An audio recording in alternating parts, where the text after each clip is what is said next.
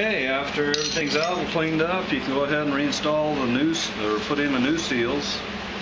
Just get a little bit of that residual oil and put on the outside to help them slide in there. And then, the best possible situation is to use a big socket that is just slightly, let's see, do you have a dust seal? Yeah. Yeah. Just slightly smaller than the inside diameter of the fork, so it'll be pushing down on the very outside of the seal. And the open side of the seal goes in first. You'll see a little spring in there. That's what holds it tight against the fork tube. Okay, also before you put that in, you'll notice down in there there's a shoulder. Most of them are just a square cut shoulder. This one has a bevel on it, but that determines how deep the seal can go. And of course you just put it down in there until it stops.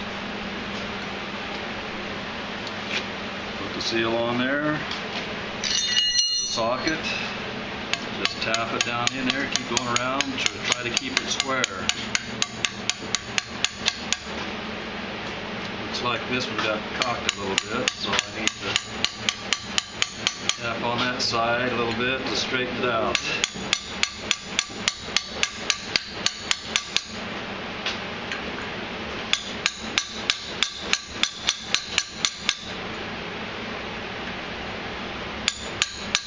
If you don't have a socket this big, you of course can use a punch, but you have to be very careful the punch doesn't slip, because you can damage your seal if it does.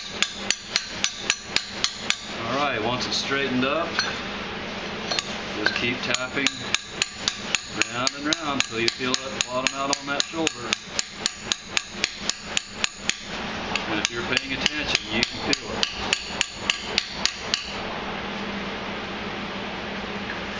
Looks like we need a little bit more.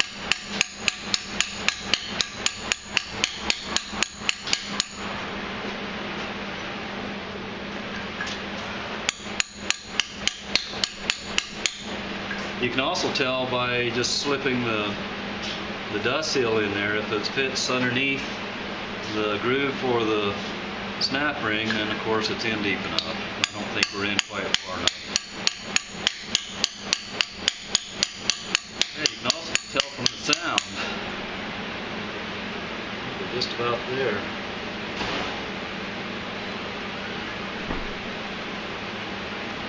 I don't know. Maybe a little bit more.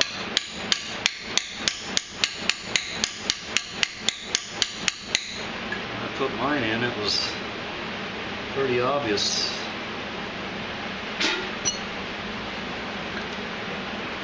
When it bottomed out.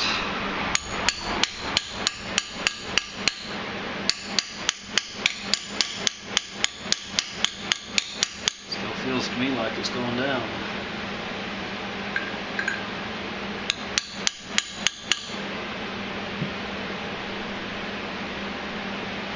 Okay, just gauging from the distance between the snap ring groove and the top of the seal, I think we're in far enough, so I'm just going to put a little bit of lube on the outside of the dust seal,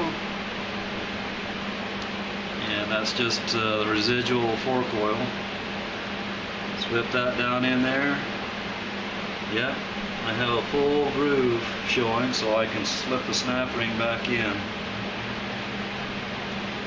To start one end in the groove and work the other end around.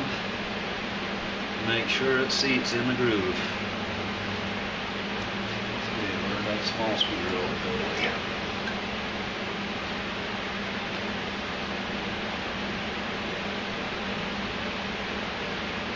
Okay, I think we're there.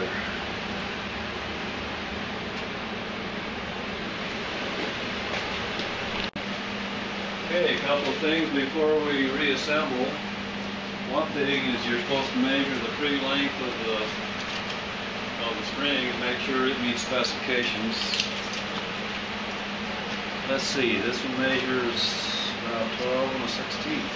12.1 inches.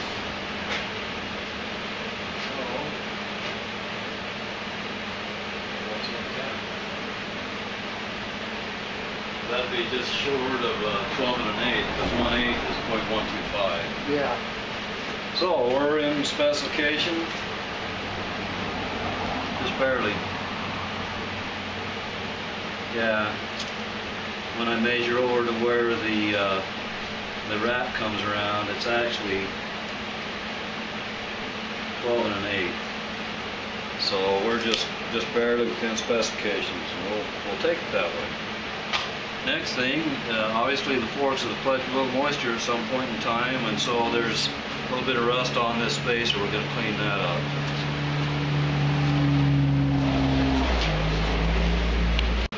Okay, now that we've inspected everything, cleaned it up, we're ready to go back together. So the first thing would be to slip this damper rod in. According to manual, we're supposed to blow out these air passages. We did that. So that just carefully slips in there. You should have inspected this little ring right here. It looks good. Just carefully push it back in and push it down. You might have to rattle around a little bit to get it go down to the bottom. And then the spacer slips on there. And then we need to put a little bit of grease. It says in the book, put a little bit of lithium grease around the inside of the seal. That's good practice, so that if it hangs up on anything, it'll slide right over instead of getting caught. So I'm just going to get a little grease on. Alright, just get a little on your finger and then go around the inside. You should also inspect your fork to make sure there's no burrs on there. Shouldn't be. It's been down inside the fork. But the fork does have a nice bevel on it, which makes it a little easier going in. So with the damper rod assembled, just insert that carefully in the seal, twist and wiggle a little bit. Don't force it. If it gets hung up, stop. Should slip right in there. And go all the way till it bottoms out. And then we can go ahead and put this back together. We're supposed to use a little bit of Loctite on. But first, be sure to slip the copper washer on the bolt. Okay, after applying a little bit of Loctite to the bottom, you slip that bolt in. Take our tool here and reverse what we did to take it apart.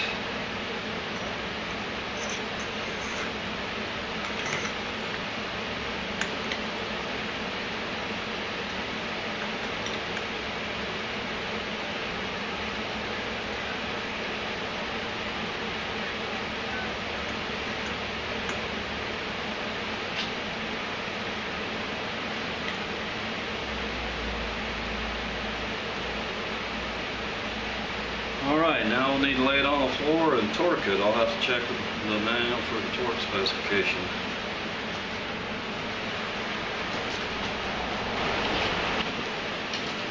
Okay, again cushioning the tube so it doesn't get scratched. Just put the torque wrench on there. One wrench on the other end.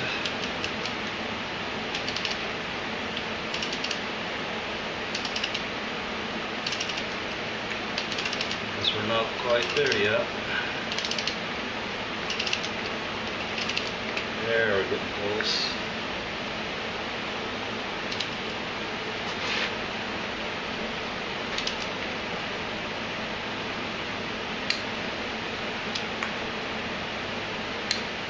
Okay, there's 22 foot-pounds. Done with that part. Okay, the specification is for 8 ounces of fork oil per tube. So the bottle here is graduated. Started out with 32 ounces. I'm going to go down to 24. The other specification that you need to check, I think it's 5.32 inches from the top with the fork all the way compressed and nothing in there. No spring, no spacer, nothing yet.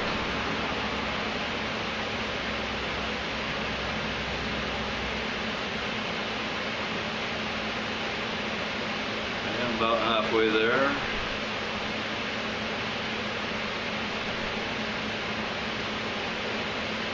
A little bit more. Okay, I'm actually going to start just a little bit short, and I'm going to measure it.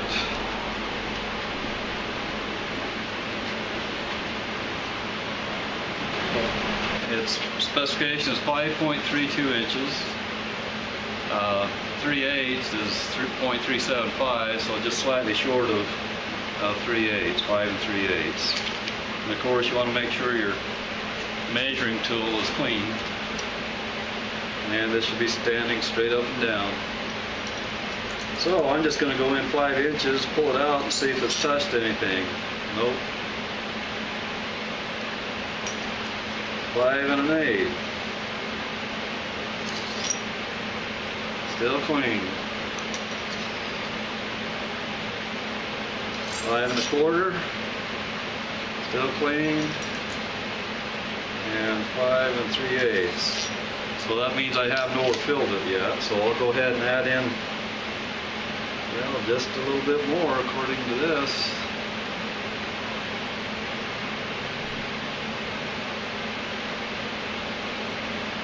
Okay, according to this, I have 8 ounces in there, so I'll check it once more. Make sure everything's clean. 5 inches. Nothing touches. 5 1/8. Looks like just a little drop off. No, yeah, a little drop on the corner maybe. 5 1/4.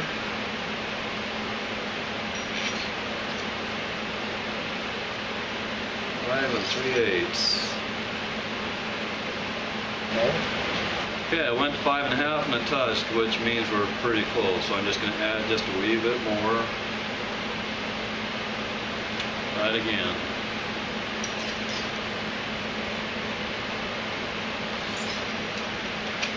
And it's there. So we have the right amount of fork oil in. Now, just a matter of putting the spring in.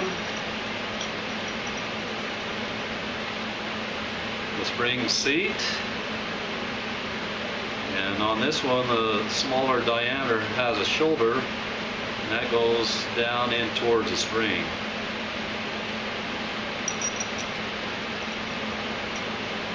And then, of course, a spacer. And I'll have to raise this bottom fork tube to get that all the way in. Then we'll already put a new O-ring on the cap. So, okay, once the threads have engaged, just go ahead and turn that in. Of course, you don't want to push the tube down until this is sealed, or you might get some oil. Okay, I'm just going to go snug. When we get it back in the triple crown, we'll torque it down. Alright, there's one fork.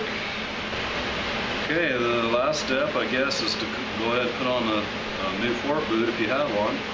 Big end, of course, goes at the bottom. Slips down either day stars, so when we get it mounted on the bike, we'll put a zip tie around the bottom. Clamp goes on the top. Like this. And we'll wait to tighten that down until it's on the bike also. Okay, all done.